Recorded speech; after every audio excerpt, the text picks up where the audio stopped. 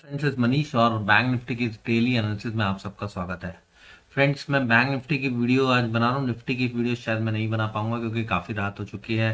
पहले मेरा मूड नहीं था बनाने का क्योंकि बात ये थी कि इलेक्शन की वजह से जो वॉलेटिलिटी मार्केट में चल रही है, तो इसकी वजह से इतना बड़ा मूव आ रहा है ना। तो ये मूव को देखते हुए आई डिसाइडेड कि भाई थोड़ा सा देखें पहले एक दो दिन मार्केट कैसे ट्रेड करती है, फिर उसके बाद वीडियो बनाते हैं। बट देन आई थॉट कि चलिए ठीक है, मेरे को कुछ एक पैटर्न दिखाई दिया जो कि मैं आप लोगों से डिस्कस करना चाहता था। तो हम अपने एनालिसिस स्टार्ट करते हैं विदाउट वेस्टिंग टाइम। ठीक, ऑलरेडी लेट हो गया है। और देखिए फ्रेंड्स, आज जो ये 46,500 के आसपास का हाई बनाया है, ये हाई क्या है, ये एग्जैक्टली ये जो ट्रेंड लाइन है ना, अब इसको जाके टेस्ट कर गया। ठीक है, एक बार यहाँ पर गया था, यहाँ दो बार ट्राई किया था, फिर वो नीचे आ गया था और वो फेल हो गया था। अब मेरे अकॉर्डिंग कि अगर ये अभी इसके ऊपर निकल गया तो एक अच्छा मूव एक्सपेक्टेड है। लेकिन ये पॉसिबिलिटी भी है कि यहाँ से थोड़ा सा कूल ऑफ हो जाए और एक मंथली कैंडल, एक डोजी कैंडल बन जाए उस या और उसके बाद जो है ना फ्रेंड्स, फिर वो थोड़ा सा नीचे आके कंसोलिडेट करके अगर वो ऊपर की तरफ ब्रेक करता है तो वो फिर एक अच्छा मूव हो जाएगा। ठीक है, अदरवाइज ये कि यूफोरिया मूव कहलाएगा बेसिकली, कि भाई इलेक्शन आए उसकी वजह से कंटिन्यूस रिटेल बाइंग आ रही है, तो वो सस्टेनेबल मूव होगा नहीं होगा उसके ऊपर थोड़ा सा डाउट जाएगा। ठीक है, लेकिन हम लोग जो है मार्केट को ही फॉलो करेंगे। अगर मार्केट यहीं से ऊपर चलेगी तो डेफिनेटली हमें लॉन्ग तो करना ही पड़ेगा, कि कोई भी खरीदारी करना हो हमें उससे क्या लेना देना है। ठीक है, लेकिन हम लोग कॉशियस बाइंग करेंगे, कोई बहुत ज़्यादा उत्साहित होकर बाइंग नहीं करेंगे उस सिचुएशन में, राइट। तो ये मैं आप लोगों को दिखाना चाहता था। पहले तो एक ये रेजिस्टेंस है मंथली चार्ट के ऊपर, वैसे बाय डिप्स मार्केट है। अब पहले यहाँ रेजिस्टेंस फेस किया, यहाँ सपोर्ट भी लिया, अब यहाँ फिर से रेजिस्टेंस पे आ गया। अब देखते हैं क्या करता है। अभी भी पॉसिबिलिटी है कि डोजी बनाए। ठीक है, इतना आसान नहीं होता मंथली चार्ट्स के ऊपर आराम से निकल जाना। निकलेगा तो वी हैव नो बायसनेस। ठीक है, हम लॉन्ग भी करेंगे। अब वीकली चार्ट के ऊपर आते हैं, तो वीकली चार्ट के ऊपर थोड़ी सी और पैटर्न दिख रहा है। ये जो ऊपर से एक ट्रेंड लाइन हमने बना रखी है। ठीक है, ये क्या बता रही है कि ठीक है कि ये एक हॉरिजॉन्टल रेजिस्टेंस हो सकता है 46,400 के आसपास तक का। ठीक, 46,430 के आसपास अभी क्लोजिंग हुई है। और अभी इसके अंदर अगर क्लोजिंग होता है तो वो ब्रेकआउट फेल माना जाएगा। लेकिन ये ना एक बड़ा गैप बना दिया है। ठीक है, राइट। और ये गैप बनाया मंडे को, तो मंडे जो गैप बनते हैं वो यूजुअली फिल हो जाते हैं।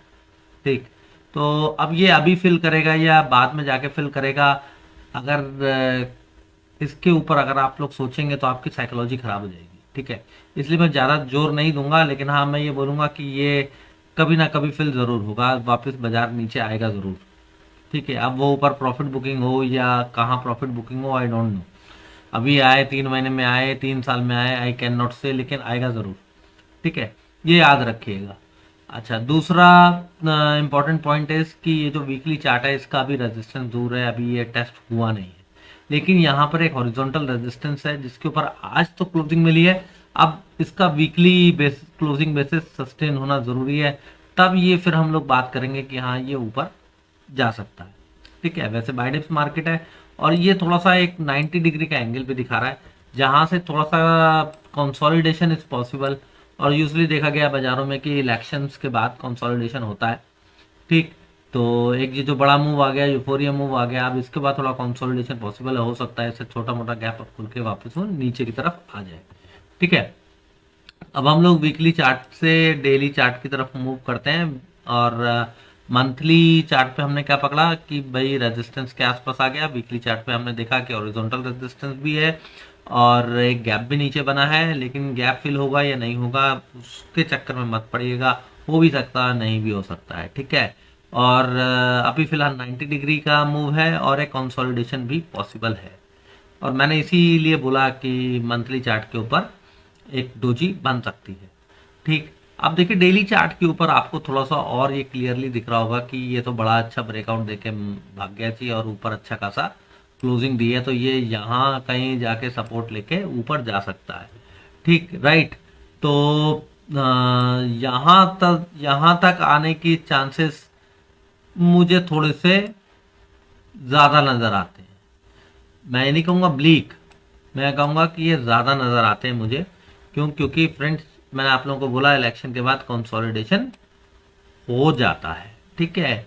मूव आना है तो पहले बाजार यहाँ पे थोड़ा कंसोलिडेट कर ले, यहाँ थोड़ा बेस बना ले, बेस बना के ऊपर जाएगा तो फिर अच्छी खासी रैली हमें आने वाले दिनों में देखने को मिलेगी, ठीक है। अब हम लोग डेली चार्ट से ओवरली चार्ट पे चलते हैं। ओवरली चार्ट पे तो फ्रेंड्स जो हमारा 46,230 तक का टारगेट था वो आ, आज अचीव हो ही चुका है, जो कि हमने लिखा था वीकली टारगेट, ठीक है। अब 46,230 को तो ओवर अचीव किया है, 46,476 से 490 के आसपास तक का बना लिया है, ठीक है। अब क्या पॉसिबिलिटी है कल के लिए, क्योंकि एक एंगल भी बहुत स्टीप बन गया है, तो क्या फॉल पॉसिबल है, क्या रिट्रेसमेंट पॉसिबल है, देखते हैं कैसे ट्रेड करना है, समझते हैं, ठीक। आज के ट्रेड को, आज के मूव को रिव्यू करने की जरूरत ही नहीं है। एक वन साइडेड मूव था, छोटा सा पुल बैक देके वन साइडेड मूव आया, ठीक है। अब देखिए फ्रेंड्स कल हमारे लिए क्या सपोर्ट रेजिस्टेंस बनता है, कल हमें कैसे ट्रेड करना है। तो फ्रेंड्स देखिए अगर फ्लैट खुलता है या छोटा सा गैप अप देके फिर वो नीचे की तरफ आता है तो हमारे लिए सपोर्ट का क्या काम करेगा फ्रेंड्स, हमारे लिए जो सपोर्ट होगा वो होगा यहाँ बहुत छोटा सा सपोर्ट होगा, 46,370 से लेके 46,310 तक का एक जोन बनेगा, वो सपोर्ट का काम करेगा, ठीक है। अगर 46,370 से लेके 310 तक का वो जोन जो है अगर कल वो ब्रेक कर देता है तो फिर बाजार कल 46,200 आएगा और 46,110 से 46,040 तक के लेवल भी टेस्ट हो जाएंगे, ठीक है। ये जो जोन है जिसके ऊपर ये बिना रुके निकल गया, रेजिस्टेंस यहाँ फेस नहीं किया, वो यूफोरिया मूव था, तो उसको आके यहाँ इस सिचुएशन में टेस्ट कर लेगा और थोड़ा सा कूल ऑफ होके फिर ऊपर की तरफ रैली हो सकती है। तो अगर कल 46,310 से 370 के नीचे ट्रेड करता है तो फिर हम पुट में बैठ जाएंगे, 46,200, 46 से 110 से लेके 46,040 तक का टारगेट हमारे को देखने को मिलेगा, ठीक है। लेकिन अगर कल बाजार गैप अप खुलता है और सस्टेन करता है या फ्लैट खुल के भी सस्टेन करता है 46,500 के ऊपर, ठीक है। अब आज 480-90 का हाई था, वही रेजिस्टेंस बन गया 46,500 के करीब। ये एक साइकोलॉजिकल रेजिस्टेंस भी हो गया, क्योंकि फ्रेंड्स ये जो 46,500, 47,000 इस तरीके के जो स्ट्राइक प्राइसेस होते हैं ना ऑप्शंस में, वो रेजिस्टेंस और सपोर्ट का काम करते हैं, ठीक है। तो 46,500 से लेके 550 तक का एक जोन मान लीजिएगा, 50 शॉर्ट पॉइंट ऊपर नीचे चलता ही है। तो अगर उसके ऊपर टिकता है तो फिर कल ही कल आपको एक और बड़ी रैली देखने को मिलेगी और 47,000 और 47,300 को टेस्ट कर जाएगा बाजार। लेकिन मुझे इसके होने के चांसेस बहुत कम नजर आते हैं। देखिए ये 47,000, 47,300 और ये जो सारे लेवल हमारे फॉलो करता है ना बाजार, जैसे निफ्टी में भी फॉलो करता है, तो वो सारे फिबोनाची लेवल निकलते हैं जहां पर बाजार एक बार भी ट्रेड नहीं करा। तो और कोई तरीका नहीं होता लेवल्स निकालने का जब बाजार वहां पर ट्रेड करा ही नहीं है एक बार भी, ठीक है। तो 46,500 के ऊपर 47,000 और 47,300 यही दो रेजिस्टेंस बनते हैं। तो 50-60 पॉइंट देख लीजिएगा 46,500 के ऊपर,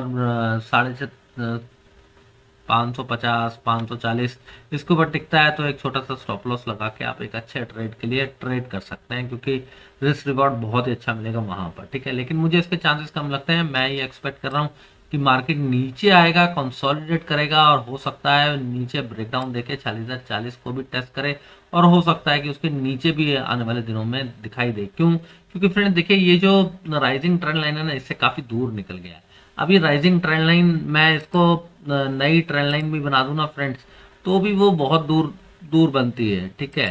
तो अब वो किस ट्रेंड लाइन को फॉलो करेगा, किस ट्रेंड लाइन को फॉलो नहीं करेगा, उसको देखने के लिए भी ना फ्रेंड देखिए देखिए ज्यादा से ज्यादा यहाँ तक तो आए एटलीस्ट, है ना, यहाँ तक तो आए एटलीस्ट 45,700-800 तक, ठीक है। तो भी मैं मानूं कि चलिए ठीक है अब ये एक रिवाइज ट्रेंड लाइन को फॉलो कर रहा है, बट अब ये एक मिनट ये नीचे की इस ट्रेंड लाइन का तो अब कोई मतलब रह नहीं गया, ठीक है। तो बाजार कम से कम थोड़ा सा कूल ऑफ दे, इतना बड़ा गैप है 90 डिग्री के एंगल के ऑलमोस्ट भाग रहा है, तो थोड़ा सा कूल ऑफ आना चाहिए। तो मैं ये एक्सपेक्ट कर रहा हूँ कि कल फिर निफ्टी की भी एक्सपायरी है, तो और बाजार थोड़ा सा कूल ऑफ करके 46,040 के आसपास आ सकता है, ठीक है। ध्यान रखिएगा, ध्यान से ट्रेड कीजिएगा और बिल्कुल इमोशनल होकर ट्रेड मत कीजिएगा। तो thank you very much friends for watching.